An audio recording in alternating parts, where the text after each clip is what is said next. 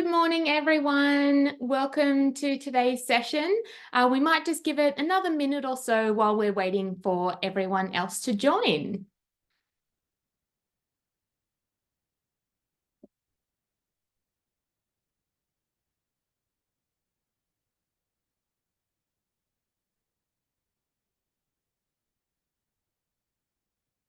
We'll see if we can get to the 1,000 participant mark and then we might kick off.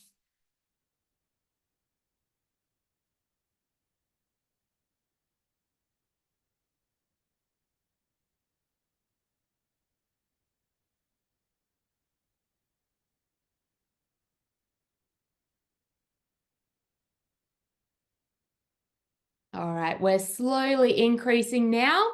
I might just get started. So again, thank you all for taking the time to join us today for our end of financial year webinar, which is Navigating End of Financial Year in HR and Payroll. So my name's Meagan Bentley. I'm one of the customer experience customer trainers here at Employment Hero. And today I'm joined by my colleague, Debbie Camilleri, another customer experience customer trainer at Employment Hero, who's just filling in today for our CX Learning and Education Specialist, Rebecca Allen. We're also joined today by our very special guest speaker, Jasmine Fernance. She's the Head of Member Services at Australian Payroll Association. So as this is a Q&A style session today, we have allocated time at the end of the webinar to answer any of your questions that you might have. So we will aim to get to as many of your questions as we can after the presentation. If you do have any questions throughout the webinar today, please feel free to submit your questions in the Q&A function that you'll be able to see at the bottom of your Zoom screen. So that way our team can answer all of those questions that you might have as they're coming in. We do have a few Employment Hero staff members in the background of today's webinar, so that way they can answer your questions. I'd also just like to note that today's session is being recorded and the recording and slides will be made available to you once the webinar has concluded.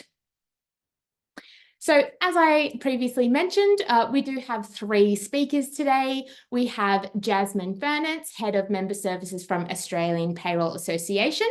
We have Debbie Camilleri, our CX customer trainer from Employment Hero, again, filling in for Rebecca Allen, and then myself, Meagan Bentley, another customer trainer at Employment Hero. So today's agenda, we are going to be going through some end of financial year readiness topics, so STP and other due dates. We're also going to go through preparing for financial year 24 and 25, which will include tax cuts, superannuation increases, and other updates. We'll take you through some payroll tips, which will include reconciling employee and business data, finalising payroll, and superannuation tips and award updates. I'll then take you through some HR tips, which will include HR compliance and reporting, workforce planning and requisitions. We'll tell you how you can get further support after today's session, and then we'll end on Q&A. So I'll now hand over to Jasmine from APA to take us through our first topic today. Thank you very much, Meagan. It's lovely to be here today. Thank you very much to Employment Hero for inviting me to speak. So the first thing I want to do today, before we get stuck into the content, is actually a quick quiz.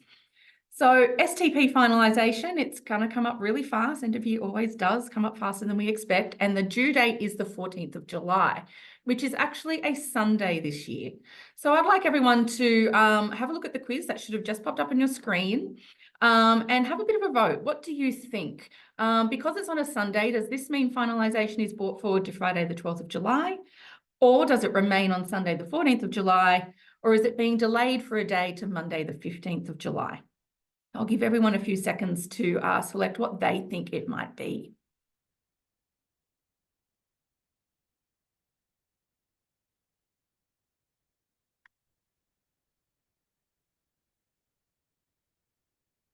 Okay, so Wondering what you have all answered.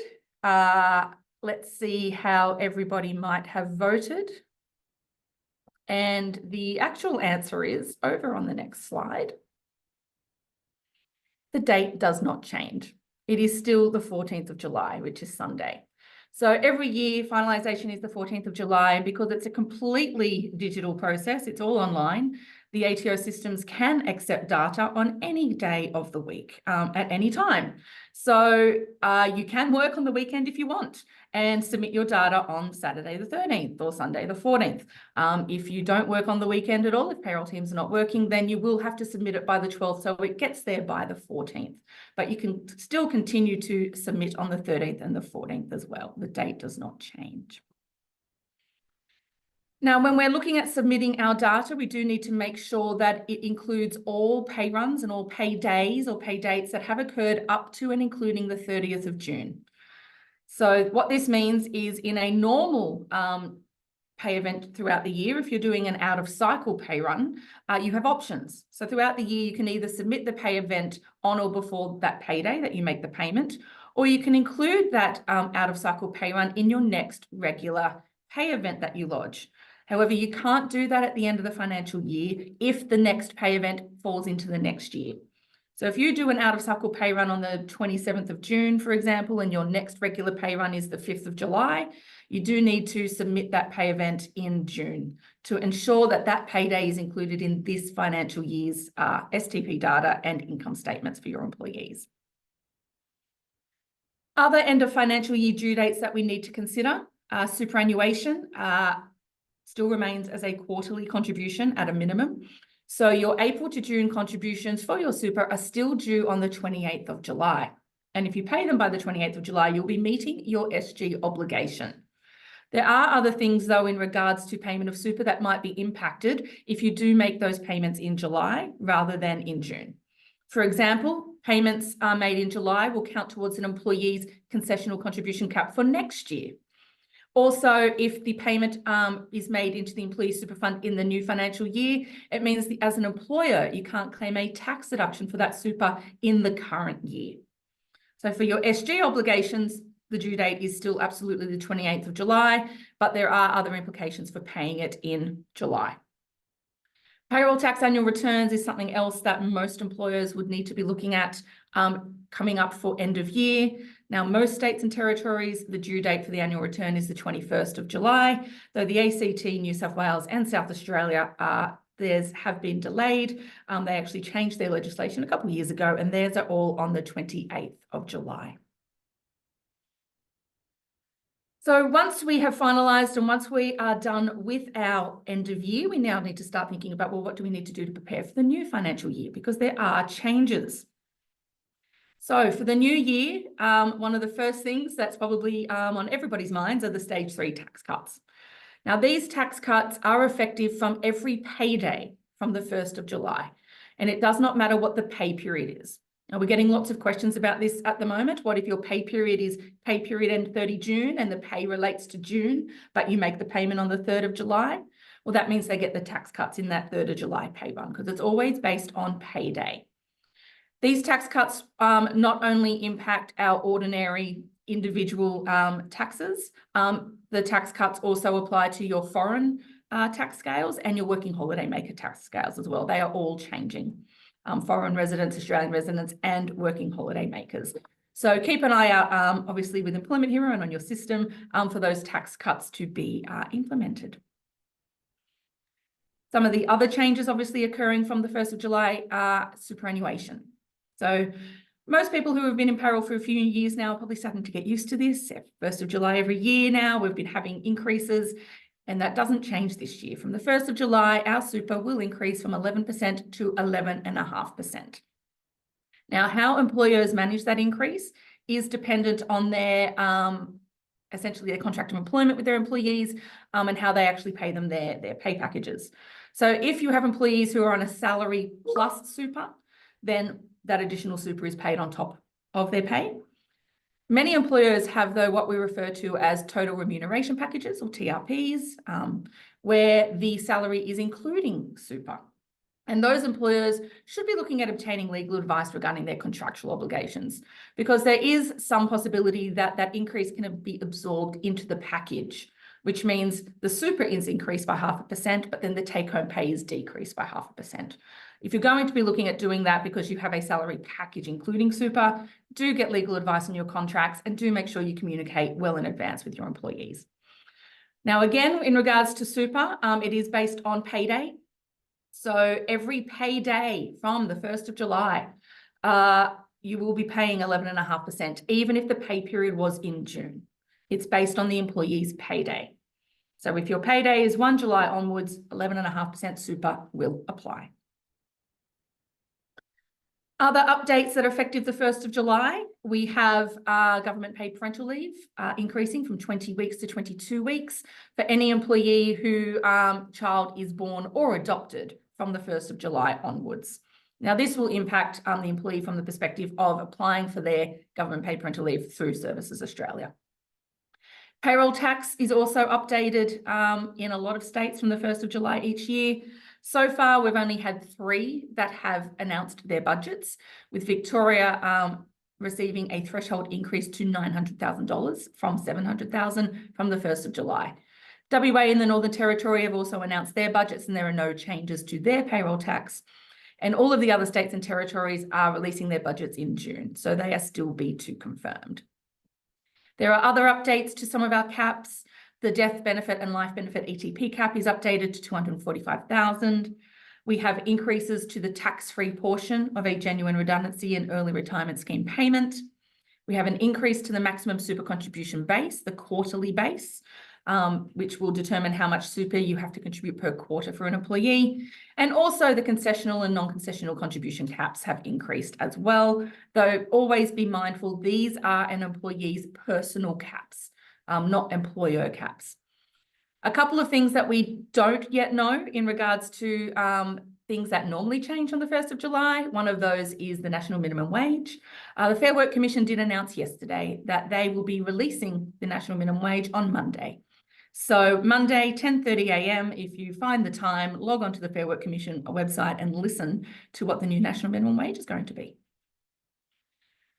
Additional paydays in a financial year. This is something that in payroll you should be reviewing every single year. If you pay weekly or fortnightly, then there will be some years where you'll end up with 53 pays in a year if you pay weekly, or 27 pays in a year if you pay fortnightly. Now, as an employer, you don't need to do anything effectively in your systems to change your process. But what you should be doing is advising your employees, communicating to your employees if they're going to have an extra payday in the year, because that can actually impact how much tax they are paying. And it will generally result in an underpayment of tax. And that's because the tax tables are based on 52 or 26 pays. If there's an additional pay, then those tax tables are not sufficient to withhold the right amount of tax. So the ATO does have guidelines on their website as to how much tax an employee might want to have withheld in addition to their normal tax to cover any potential shortfall. So you should not do this automatically. You should advise your employees, and the employees themselves will need to let you know whether they do or don't want any additional tax to be withheld. Note in regards to this that these current additional withholding amounts are based on the current tax tables. These will change on the 1st of July when the new tax scales come into effect. So keep an eye on that as well. I think that's all from me.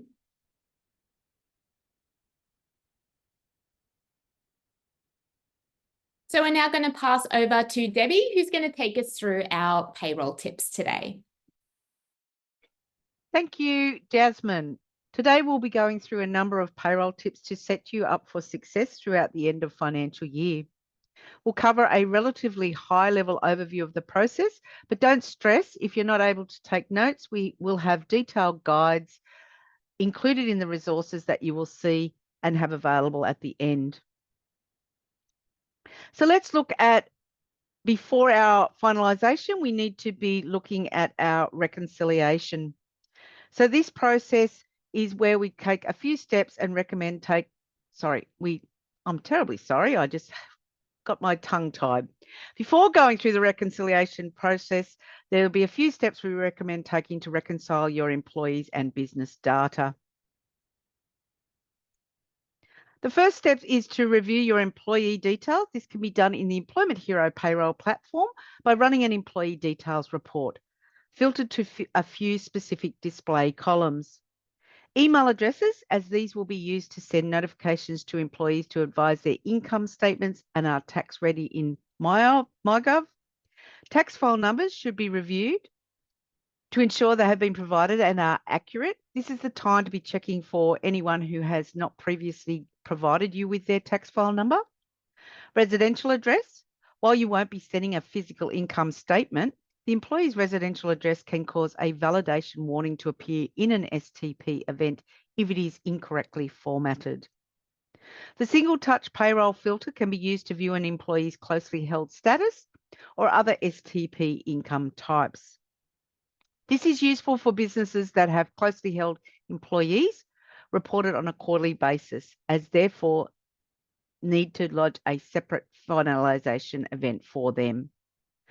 Keep note if you have any foreign employees, as you will need to report the foreign tax paid via the finalisation event.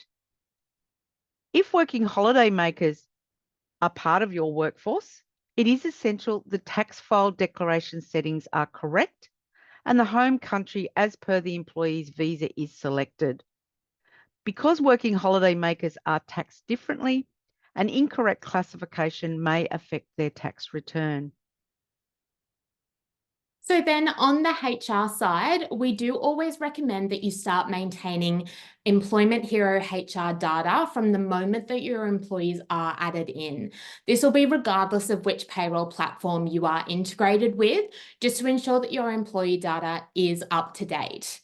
So if you are using our HR platform and it is integrated with any payroll platform, you can review your employee details in bulk by exporting either the Update Employee Pay Details CSV. If you're connected with Xero or MyOb, you can select the Update User Pay Details CSV for those that are connected to Employment Hero Payroll, QuickBooks, or KeyPay. Or you could also export the Advanced Import Employees, including Pay Details CSV, to review all of your employee data that's under your employee files. The next step is to review a number of business settings in payroll. Confirm that your ATO settings are correct. For example, are you lodging as the employer, intermediary, or as a tax-based agent lodging on your behalf? If your business is FBT exempt, ensure this is set to yes in the ATO settings, as the system will default to not exempt. If you have employing entities set up, they will have their own FBT exemption and electronic lodgement settings, so you'll want to review these as well. Review the superannuation settings that affect the automated rate change. We'll talk about that in just a moment. Review pay and deduction category classifications to ensure they meet STP Phase 2 requirements. And lastly, we recommend making sure that you've finalised and lodged all the necessary pay runs and pay events for the financial year before moving to step 3. So once you have reviewed all of your payroll business settings, if you have updated a setting in your Employment Hero payroll platform, or maybe updated your organisation or entity details, you will need to then pull this information through to the HR platform.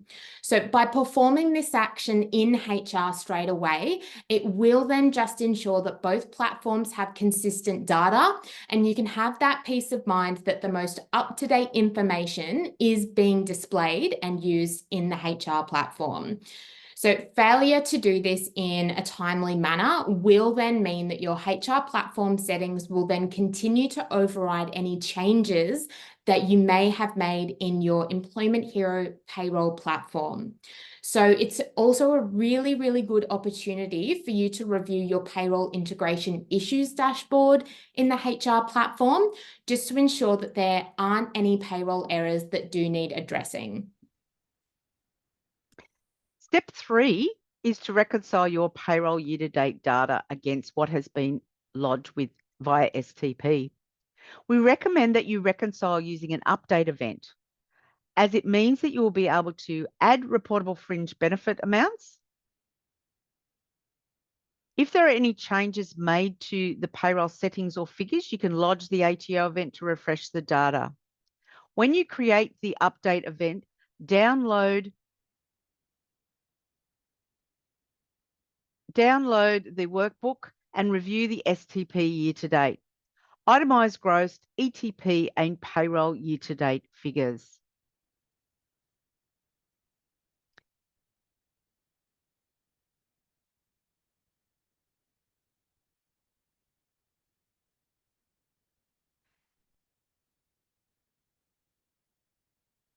The Excel year-to-date report also includes a variance tab which compares the payroll year-to-date and STP year-to-date workbooks and will highlight any discrepancies with the data. We've linked an article in the resources which explains the next steps if you do find a variance. Once you have resolved any discrepancies and the variance is 0, we recommend lodging the update event. This will ensure that your year-to-date data has been refreshed and is accurate before finalising. Once you confirm that your employee and business data is accurate and ready to go, the last step is to create and lodge a finalisation event. This is done in Employment Hero Payroll via Reports, Single Touch, Payroll, Start Finalisation Process. The button is very clearly indicated on our slide. If you have less than 2,000 employees, you can finalise all pay schedules at the same time. If you have more than 2,000 employees, you will need to complete a finalisation event for each pay schedule. If you are reporting closely held employees on a quarterly basis, you will also need to complete a separate finalisation event for these employees. If you are using another payroll platform, you will need to complete the finalisation process there and can reach out to the relevant support teams for more information. We won't be able to walk through the full end-to-end process today, but we will link step-by-step guides and videos in the post-webinar email. The end of financial year wizard will walk you through the necessary steps to complete the finalisation event. I mentioned earlier that you need to add reportable fringe benefits for previously terminated employees in an event update.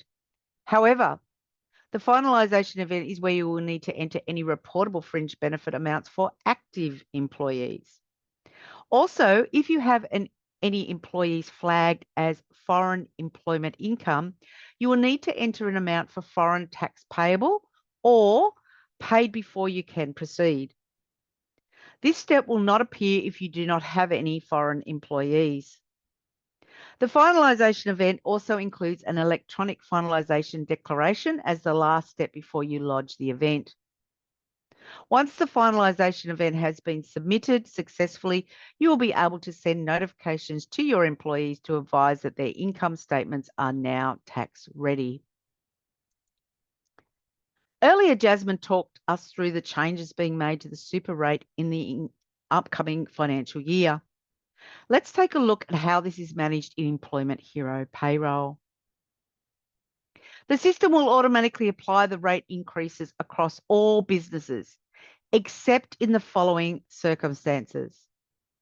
If you have not ticked the automatically update super rates checkbox in your payroll settings main details screen, if you have ticked the override checkbox in a super rate column in an employee's pay rate screen, or if you have ticked the override checkbox in the super rate column of any pay rate template. If you have done any of these steps, you can expect that this will not update. You can export the pay rate templates and review these in bulk. However, employees not linked to pay rate templates will need to be reviewed individually. If you would like super contributions to be included in the 2023-24 financial year for tax deductibility, the contribution needs to reach the super funds by the 30th of June 2024. This was explained by Jasmine earlier. If you are using our Beam Super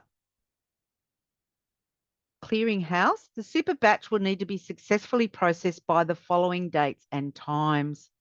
For direct debit, submitted by 3:30 p.m. Australian Eastern Standard Time, June 20th, 2024. For BPay and EFT customers, submitted and paid by 3:30 p.m. Australian Eastern Standard Time, 24th of June, 2024.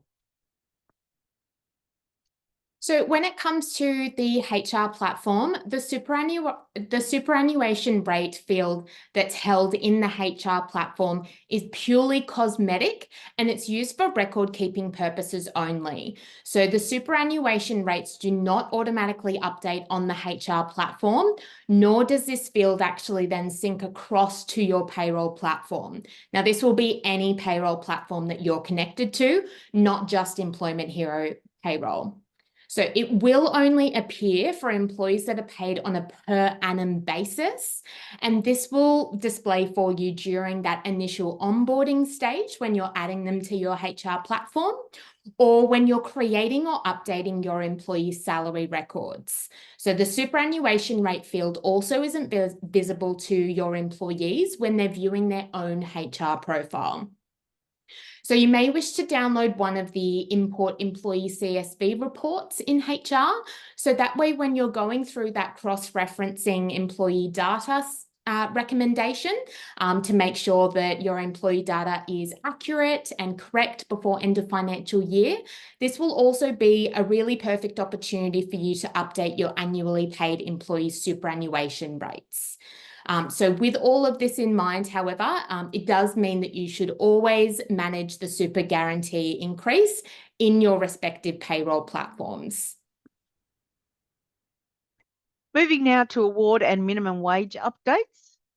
At this stage, as mentioned earlier, we do not have confirmation of what the new national minimum wage will be for the next financial year. However, if the national minimum wage increases in financial year 24-25, we will increase the rates for all inbuilt award interpretations. Rates not linked to an award will need to be manually updated. The new rates of pay apply from the first full pay period commencing on or after the 1st of July. If using Employment Hero payroll only, you can utilise the Update Pay Rates tool. When one of our inbuilt awards is updated by our payroll team, you will see a notification on the payroll dashboard. This will provide a link to the corresponding knowledge base article, which outlines the updates. You can then click the hyperlink in the notification to install the award update. A note from our payroll team: the 1st of July falls on a Monday this year, 2024. The updates to the national minimum wage will be published on the 1st of July. However, we'll work through the list of inbuilt awards accordingly. Once an award is updated, you will see the dashboard notification. Please refrain from contacting support to ask when an award will be updated, as we will notify you as soon as possible.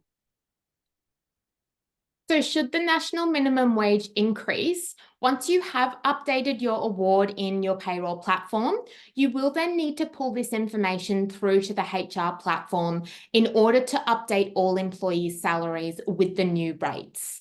So by performing this action in HR straight away, as soon as that update has been done in payroll, it will then just ensure that both platforms have that consistent data, and your HR platform will automatically create a new salary record under your employees' pay details tab with the new award rate. So this will then sync across to your payroll platform, and it will be applied to your employees in your next pay run.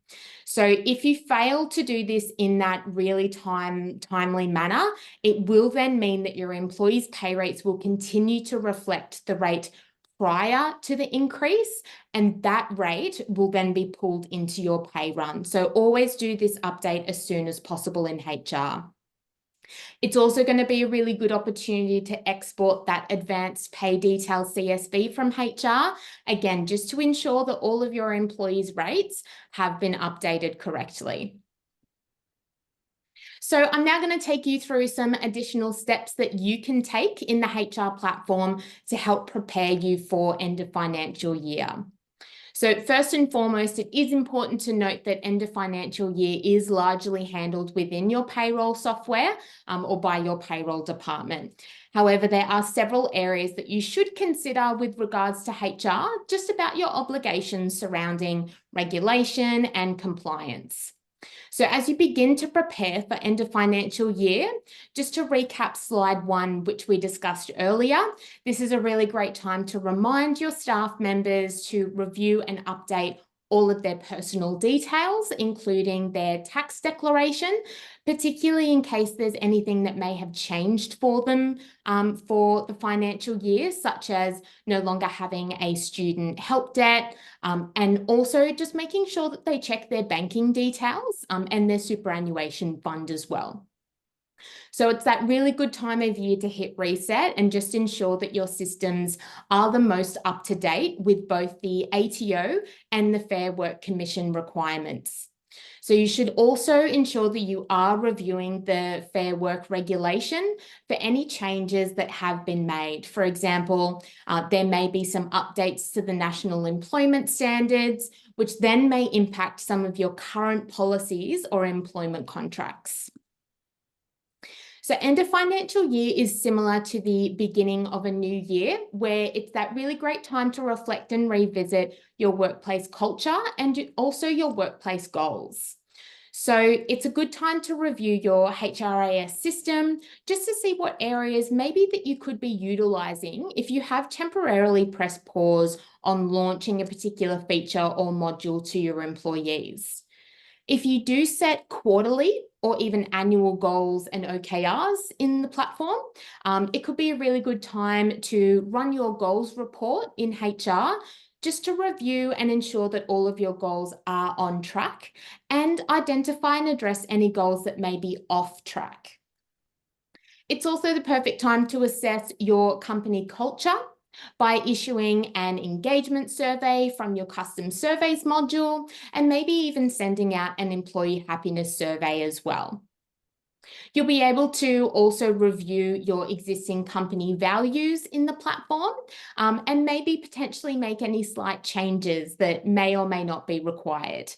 So that way, when your employees are then submitting recognitions to other team members, they'll then just have the most up-to-date description of your values. So there are a few other key considerations to keep in mind when it comes to end of financial year for HR and workforce planning. So you can prepare for upcoming performance reviews by setting these up in advance in the platform and provide any necessary feedback training with your employees and also with your people managers. You'll be able to perform an analysis of employee engagement and happiness and also your turnover by launching and reviewing custom surveys that are really focusing on employee engagement. Again, you can initiate your employee happiness survey. You can review any issued exit interview responses, and you can also review your turnover report. You can also review current and existing employee disputes by running a custom report on employee files management notes and also review any employee feedback in the system. You could also review performance management issues from any identified performance reviews or one-on-ones. You can also assess and evaluate your onboarding, retention, and recruitment strategies through employee and onboarding requisitions, your onboarding checklist, your tenure report, and also any of your 3 recruitment reports that are available for you. You can also assess and configure your employee requisition workflow. That way it'll just allow your people managers to submit new employee requests. And you can also just make sure that the approvers that you've set up in your settings are still appropriate and correct.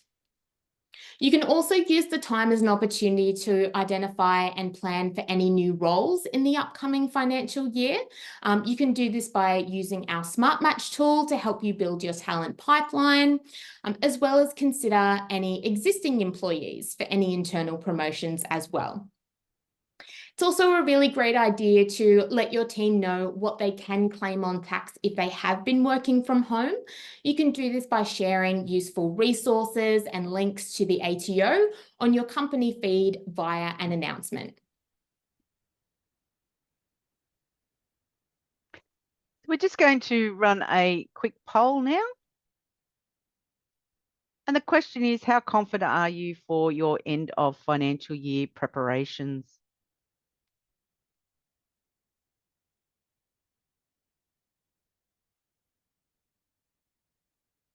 So we'll give everyone just a few moments just to answer that poll as we're getting those responses in.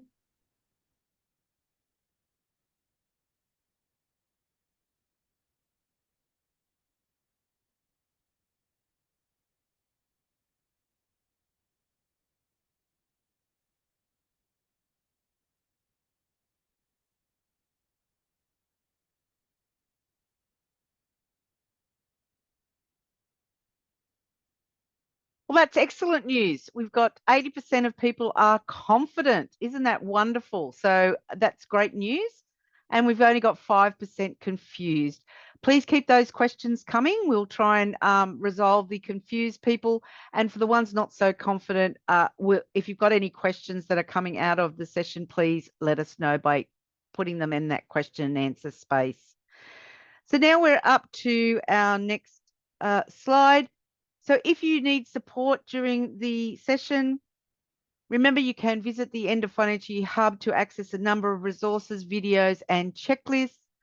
If you require further assistance, hit the chat button in the platform that is available to you. You will be asked if your support request is related to end of financial year, related to when you're speaking to the team, and that's because we have a dedicated amount of staff that are available to provide that support for you during that time. Say yes and a ticket will be created. A support team member will reply via email. Please submit separate support requests for end of financial year related issues and other questions.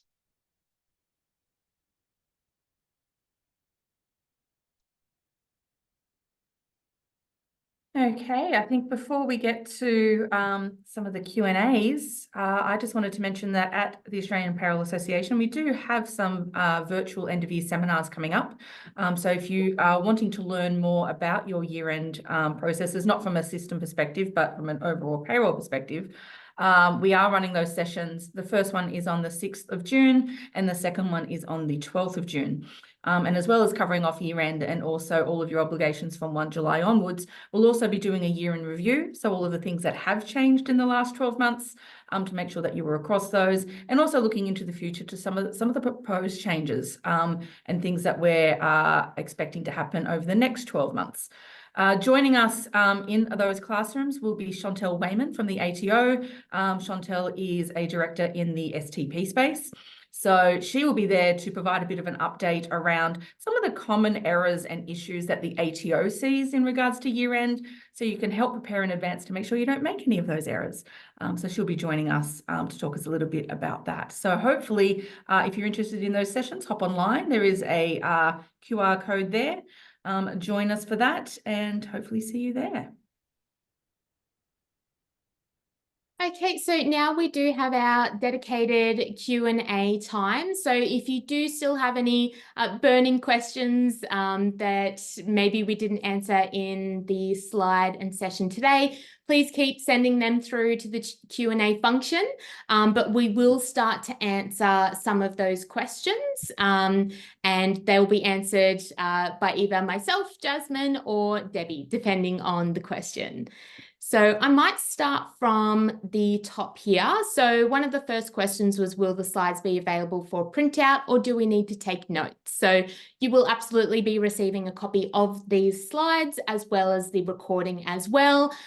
They will be in a PDF format. I know that was another question. So you'll definitely receive a copy of everything. That way you can rewatch the webinar at any time, follow along with the slide deck as well.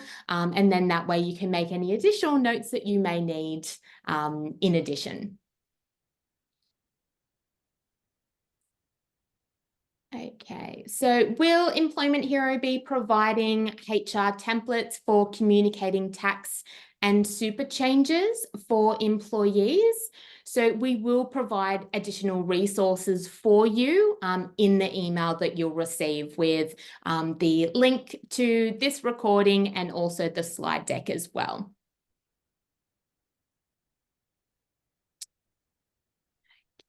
So we've got a live question here. What happens if you have employees who are paid above award? So obviously our awards will update and provide you with the latest pay rates that are applicable for that award. If you are paying employees above the award, it is your responsibility to double check that the rate you are paying them still meets that minimum award requirement. So those employees that have an override rate will need to be checked by you. And Jasmine, it looks like you've got a question as well about the sessions. So are those daily sessions? Okay, so they are 2 sessions that we are running for our end of year. So one is on the 6th and they go for 5 hours. They're from 10 a.m. till 3 p.m. If you can't attend any of the live sessions, you can still purchase a session and we will be sharing a recording afterwards as well. So for those who can't attend on either the 6th or the 12th. Perfect. Keep sending those questions through. I've got another question here. Given that we are STP2 compliant, is the signatory name field under the ATO settings affects anything in the ATO portal? Part of the STP2 lodgement that is required is for someone to acknowledge and state that they say that this is a true representation. Normally, the signatory name is someone who is already registered with the ATO, so they know it's a valid authorization for that file to be uploaded. So this is why we still have those fields relevant within our payroll platform.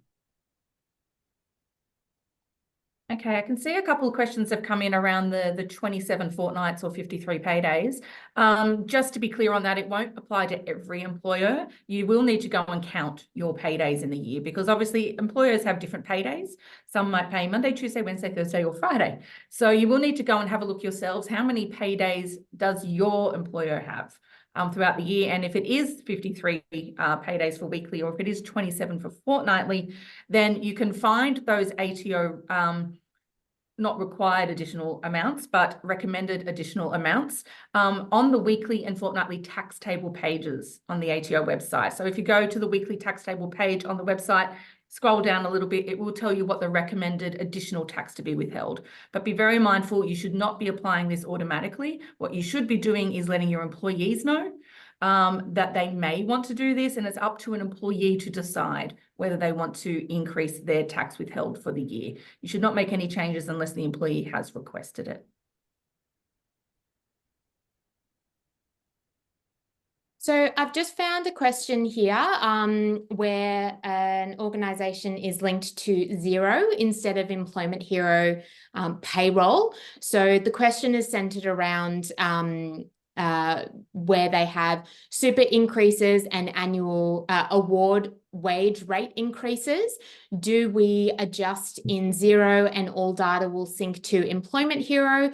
Do we need to worry about Employment Hero data and manually adjust in Employment Hero? So if you are connected to a platform, a payroll platform other than Employment Hero payroll, with things like superannuation increases, 100% you will be always managing that guarantee increase in your respective payroll platform, because again, the superannuation rate field in HR is purely cosmetic. It does not sync to any payroll platform. So you would just be doing that, bulk CSV update for cosmetic purposes so that you can sort of have a record of it in the HR platform.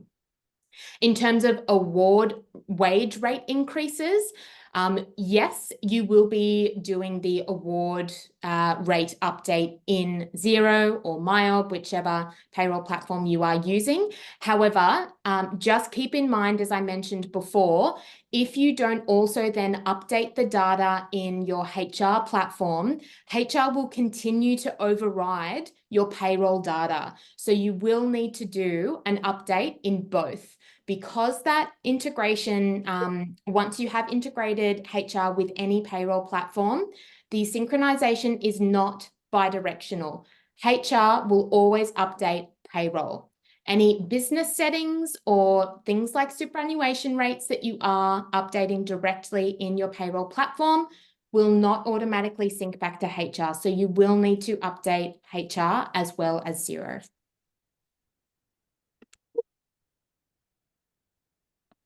Okay, I think I have another question here as well in regards to the maximum super contribution base. Now, as mentioned, it does go up on the 1st of July every year, and it absolutely will be again this year. For this current financial year, it's 62,270, which means by the end of the year, you probably would have contributed around about $27,398 for the employee. Now, some employers do choose to contribute more than that. And we have seen some employers who choose to contribute up to the 27,500 concessional contribution cap. Now, remember, that's an employee's personal cap. Whether that additional contribution is RESC is dependent on whether or not the employee had an individual influence over that additional amount. Because RESC, your reportable employer super contribution, has to meet two requirements. One, it's more than what is required under the SG Act. And two, the employee had an individual influence over that additional amount. So if it's simply company policy that you pay additional super for all of your high income earners above that cap, then no, it would not be RESC, because you apply it as a general rule for all of those employees. But if it's an individual employee who has negotiated that additional super, then yes, that additional super will be RESC.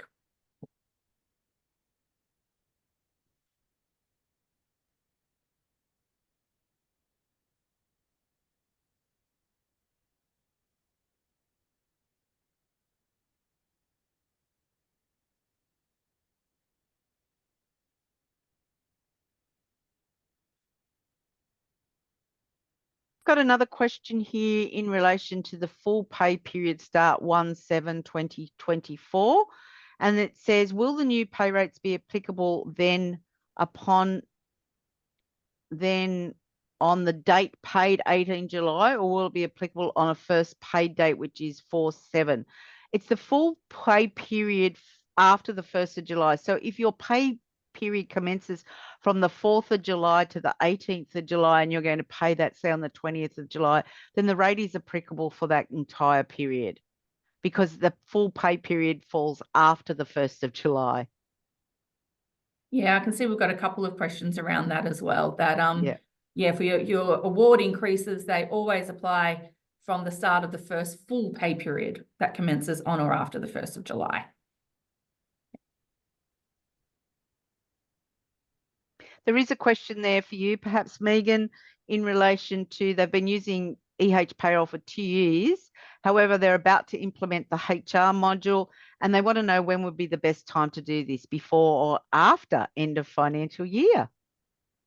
So that question will probably be best placed with your implementations team, because they'll have a full scope of your project. So I would definitely recommend reaching out to the team and your best contact person, so that way they can assess your current organisation and then answer any more specific questions that you might have around the best timing for something like that. Thank you, Meagan. Okay, someone's asking about the superannuation cutoff dates. So as I mentioned earlier, your SG obligation is to pay super for the quarter by the 28th of July, and that absolutely doesn't change. But for some purposes, it does need to be paid by the 30th. Now, you don't have to pay it by the 30th.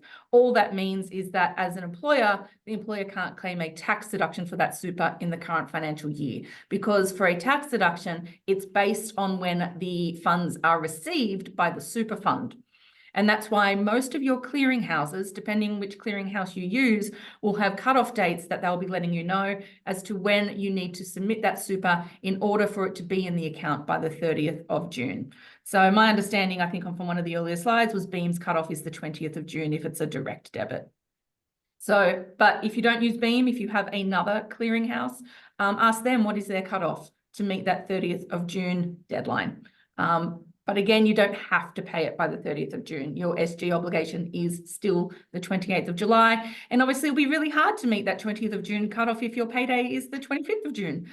You won't have super yet. So sometimes you just can't do that. And that is just the nature of it. And the tax deduction will have to fall into next year, and you should talk to your accountants about that. So there seems to be a couple of questions just around where you should be updating the new increase and some details for the next financial year. Do you do it in HR first or in payroll? This will sort of depend on the payroll platform itself and what it is that you are updating. If it's anything to do with awards, if you're paying employees and employing employees on a modern award, you would, of course, need to update that award in your respective payroll platform first. Then, particularly if you are connected with Employment Hero Payroll, you'll then perform your awards update in the HR platform, which will then automatically update your employees' salary records who are employed under that modern award. So that will be something that will automatically happen in HR once you update your classifications and your pay items. If you are connected to Xero, if you're updating your employees' salaries, you will be able to make those updates in HR, which will then sync some of that information over to Xero. But we do always recommend that you follow our relevant Help Centre articles in the Help Centre to just assist you and clarify what details will and will not sync across to payroll. So always make sure that you're referencing our Help Centre for any additional information. Okay, we have a question in here around the finalisation and dates. So if you have a pay week ending the 30th of June and you're paying that on the 2nd of July, then absolutely that falls into the next financial year. So you would need to probably finalise before you do that pay. So essentially, once you have finished your final pay for the year, you can do your finalisation then. Once you've done all of your reconciliations, you can start that finalisation process. You don't have to wait until the 1st of July to finalise. You can finalise at any time after you've done your final pay run. Do be mindful, though, that what that means is that you won't be able to do any off-cycle pay runs if you're wanting to, because you've already finalised. If you're going to have to do an off-cycle then after your final pay in the year, you would have to unfinalise and run a payroll for that person. So be mindful when you do your finalisation after your last pay in that year.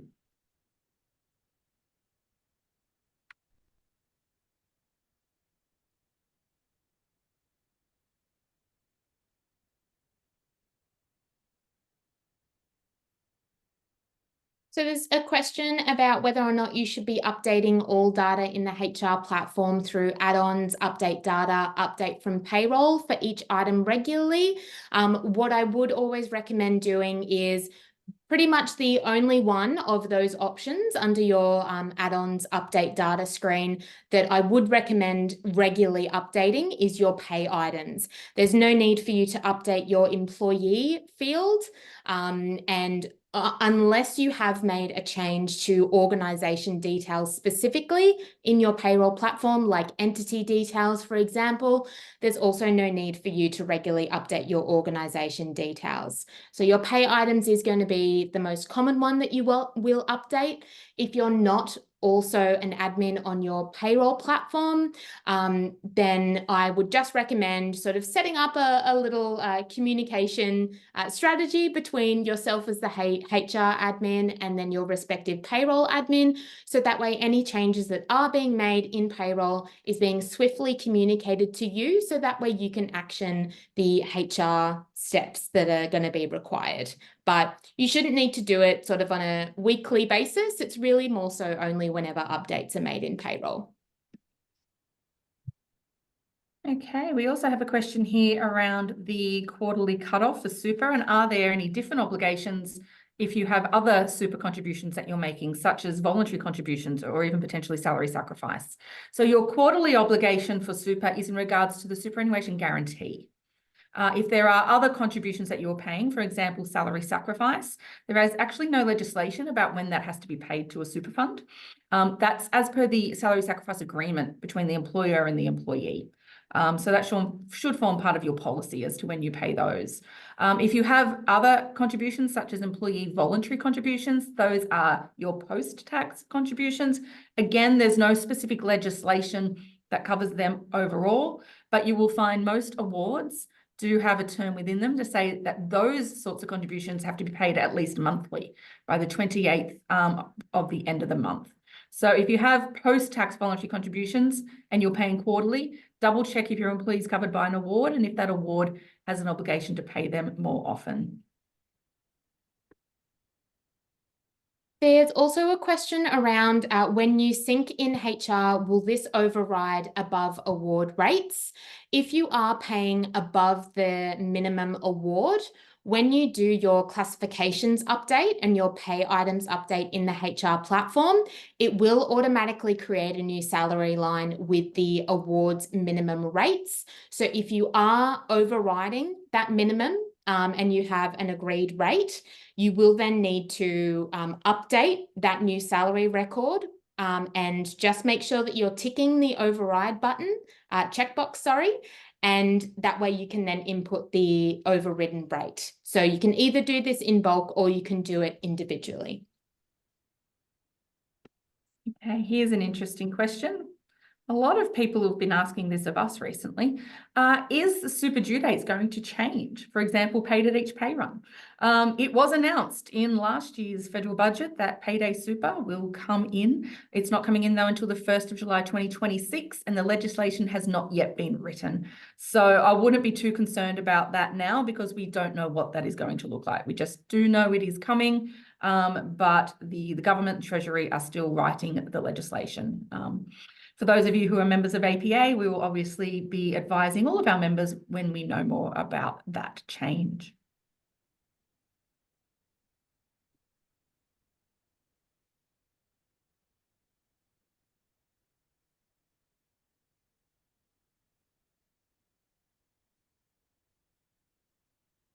Another question around the final pay date. And in regards to super, so do we need to include 11.5% super if the employee's payday is the 2nd of July? Yes, absolutely. Even if your pay period was in June, if you're paying them on the 2nd of July, then you are paying that super at 11.5%. Super is always calculated based on the employee's pay date, not on the pay period that they worked. So we've got time for a couple of more questions.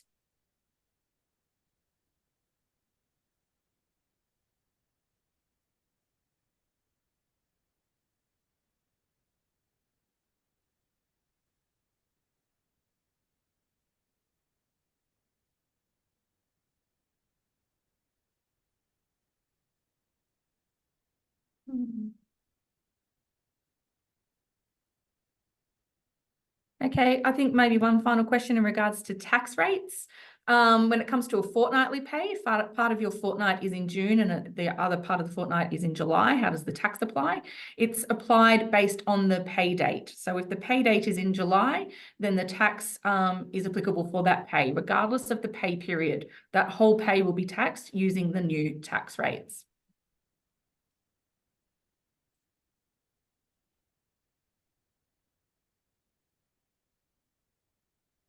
All right, so that is all that we do have time for today. Thank you everyone for joining us.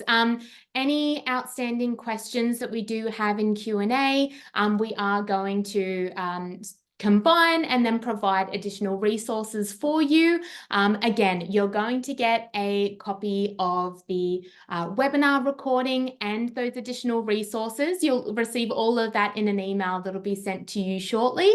And also a survey will automatically launch after we end the webinar. So we would greatly appreciate it if you could take a minute or so just to fill this in. Otherwise, I hope everyone has a very wonderful afternoon. And again, thank you so much for joining us today.